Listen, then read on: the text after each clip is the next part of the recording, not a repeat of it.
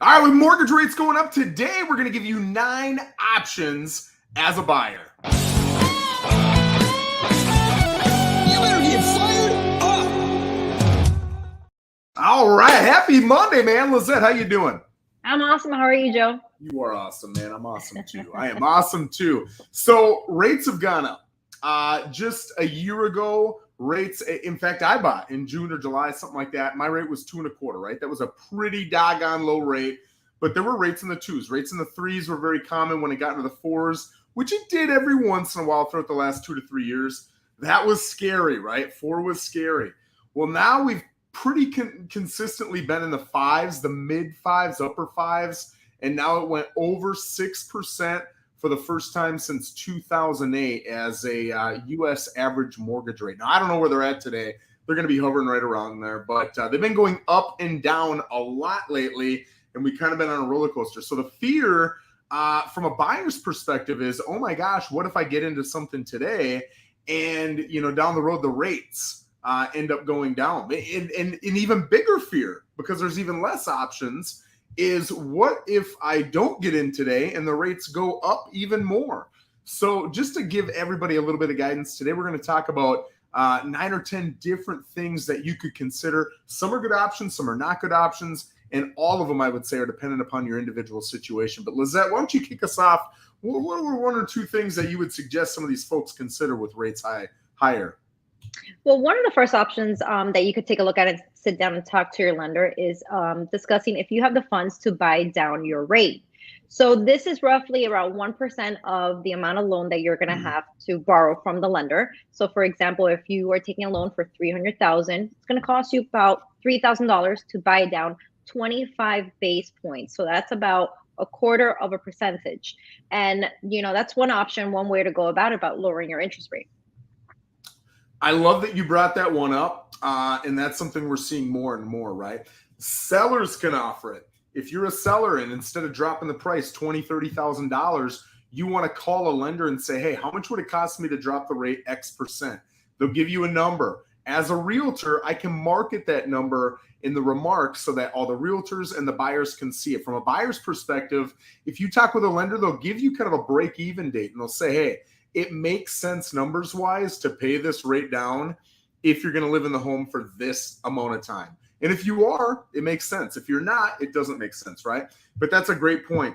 Another one, which is risky, is to refi later, right? They say marry the price, date the rate, which there's a risk in it. There's an inherent risk. But if you believe rates are going to come down and mentally you're saying, I'm just going to wait until rates come down, you risk that rates won't come down, right? That's the risk. So if you believe they're going to get come down, you could purchase now, get today's prices, and then if the rates come down, you can always refi, right? And again, if you talk with a good solid lender, they're going to tell you exactly how much you're going to save, how much time you'd need to be in that home before you'd make your money back, and then you'll know if it makes sense. Lissette, what else do you have? You could also look up just getting a shorter mortgage term loan. So instead of going for a 30-year loan, you could get a 15-year loan. And those rates are technically a little bit less than, so for example, if you're looking at a 6.5 interest rate, you may be looking at a 6% interest rate. So they're a little bit less in interest and shorter time. Your payment might be a little bit more, but you're going to be paying less money over the life of the loan. Yep, I like that one too. Another one that is becoming more and more talked about, and you're going to see savvy agents and savvy sellers, savvy buyers looking into this, which is assuming the current loan. So let's say Lissette has her house, and I want to buy her house, and she's got a beautiful loan at 2.5%, and I'm facing 5-6% interest rates if I were to get my own loan today. I can, through Lissette's current lender, get approved just like I would get approved anywhere else.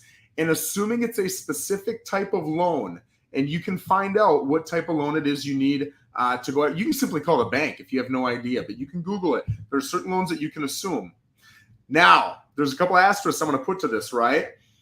If she bought the home a year ago, let's say she bought it for $400,000, it's probably worth $475,000, $525,000, whatever it is now. It's worth more, right?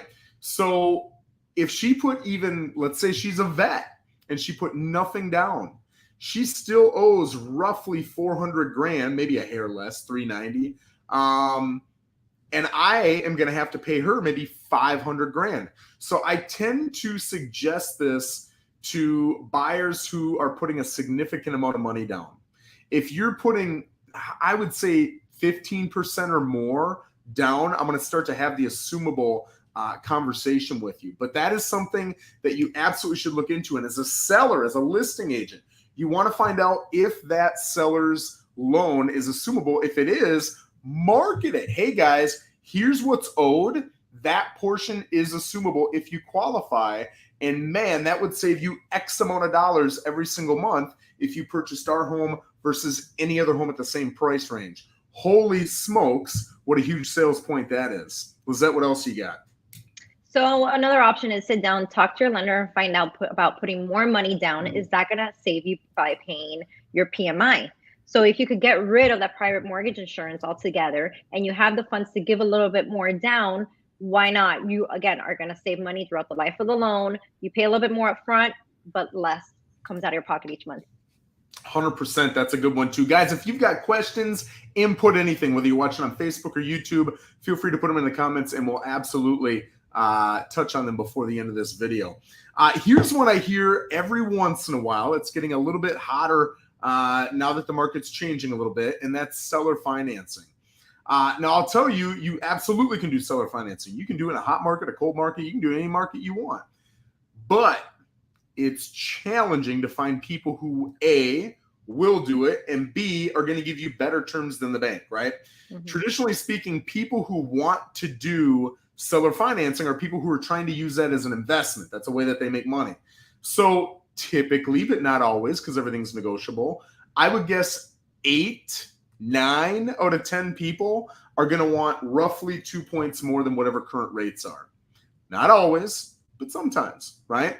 But some people want a specific number. I have to get this price. I'm not going to back off this price. And the price is the most important thing. If the price is the most important thing and you don't mind paying a little bit more to get that seller financing, which might, if you negotiate correctly, get you that rate that's a little bit lower, you could open yourself up. What are the odds of that?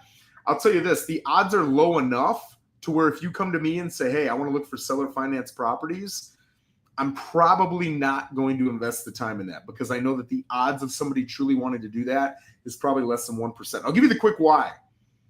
If I'm going to buy Lisette's property and it's 500 grand and she owes 400 on it, the day I close, she pays her 400 grand off and she gets 100 grand in cash. I got a happy Lissette.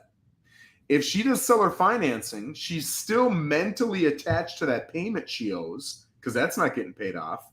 And then she's hoping, like a landlord, that I make those payments. And if I don't, now she's got a legal problem on her hands. And she's never getting that big bucket of cash she wants. Instead, she's getting monthly payments. Now, over the span of a loan, that might make sense to her financially from an investment standpoint. But people, Americans, want that big bucket of cash right now. So it's a little challenging. So just keep that in mind. Lissette, what else you got?